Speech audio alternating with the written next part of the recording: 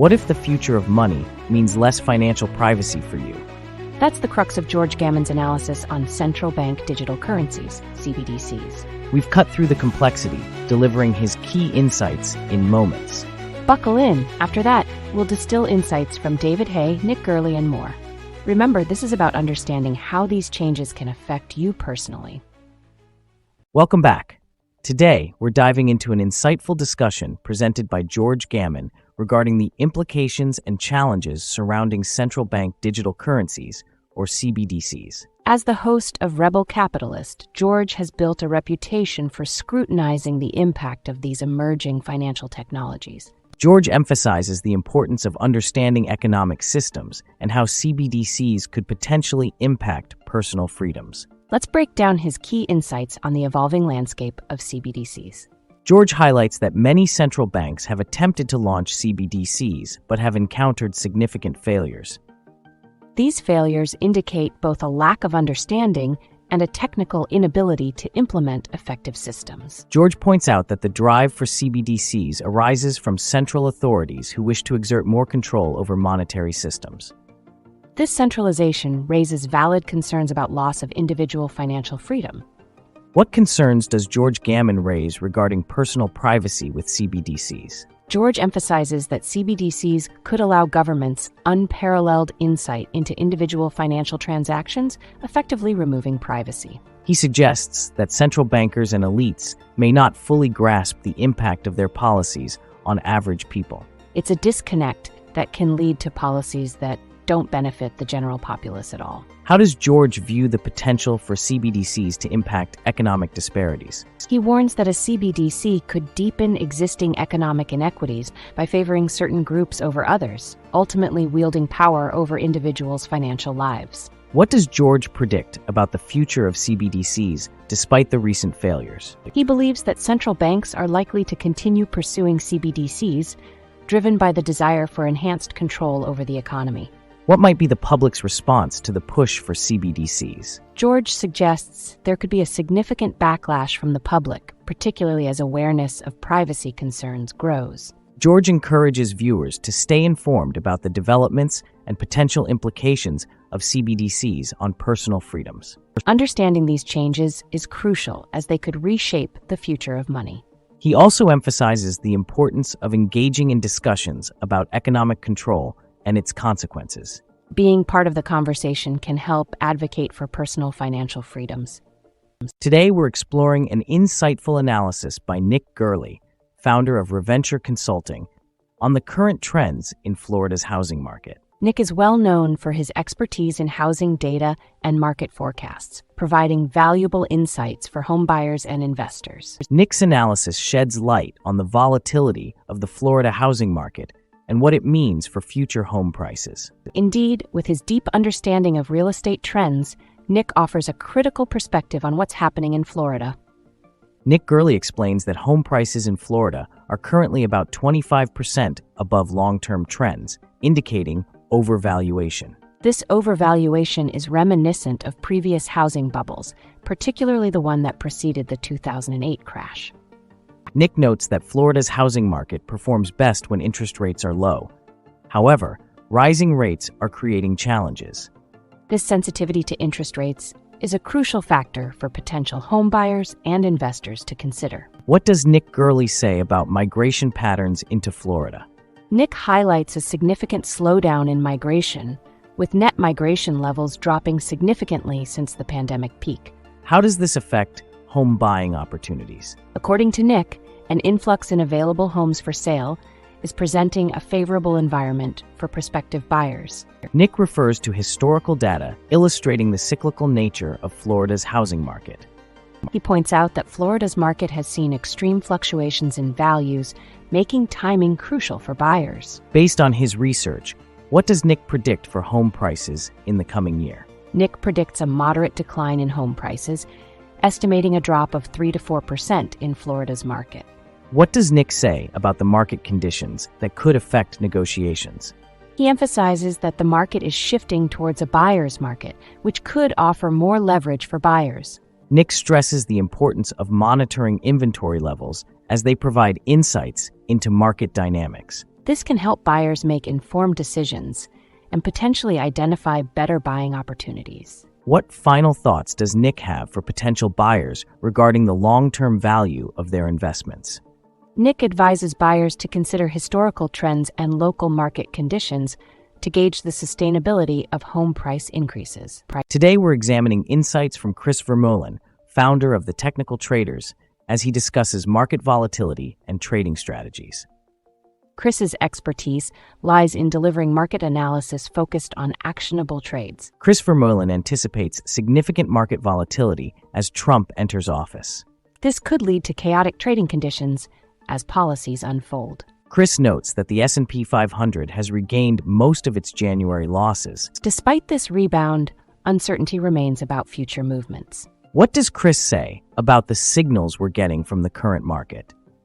Chris suggests that the signals are mixed, indicating uncertainty about the next direction for stocks. Chris is recommending caution for traders right now, isn't he? Yes, Chris emphasizes the importance of being on the sidelines until clearer signals emerge. Chris mentions holding a cash position. What's his reasoning? He believes cash is a low-risk strategy that allows flexibility in volatile markets. What might trigger a rally in the markets, according to Chris? Chris suggests a surge could occur if Trump announces pro-business policies. What kind of declines is Chris predicting if the instability continues? He warns that we could see drawdowns in the range of 25% if volatility persists. Chris emphasizes that traders should wait for clear market signals. Acting prematurely could result in losses during volatile periods. What does Chris suggest about investment diversification? Chris advocates for diversification, but warns against falling in love with specific sectors.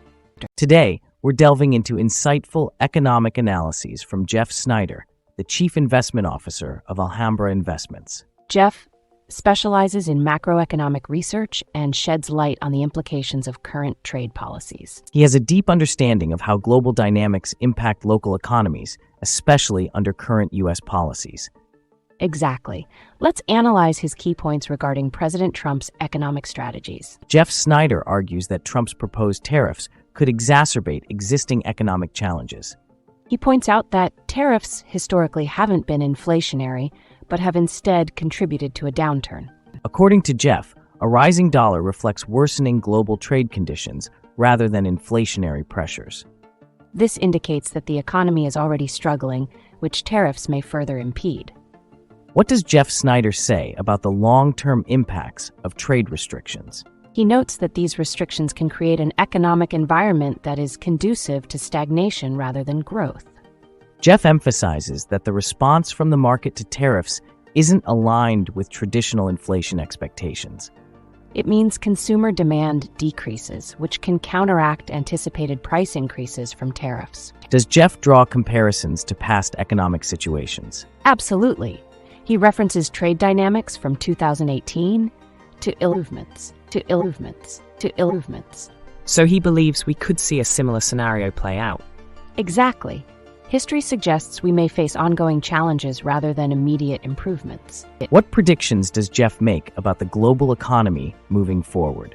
He anticipates that global economic conditions will remain weak, particularly due to persistent trade wars. Could we be looking at a recession in the near future?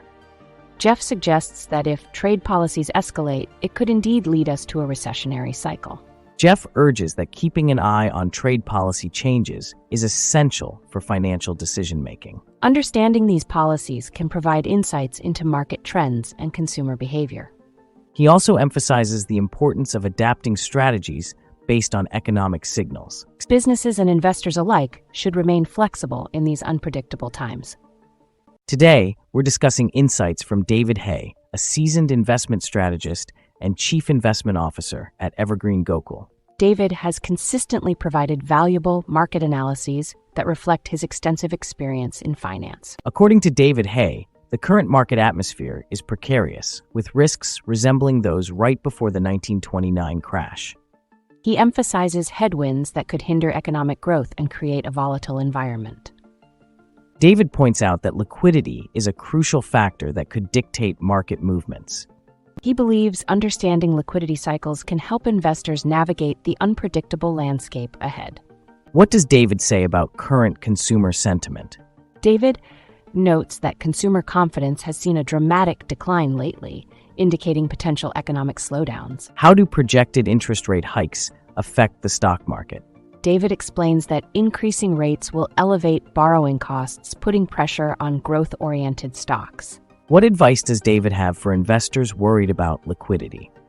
He advises keeping an eye on liquidity indicators, as reduced liquidity might foreshadow market corrections. What specific market corrections does David anticipate? David predicts a significant pullback in equity markets, estimating a decline of 15 to 25% by the end of this year. How does David view market volatility in 2025? He foresees a turbulent year ahead, with multiple factors contributing to sustained market volatility. What final advice does David offer for individual investors? David stresses the need to keep a sharp eye on liquidity trends and rising interest rates to make informed investment decisions. What sectors should investors consider? David suggests considering investments in value stocks and sectors less impacted by current economic headwinds.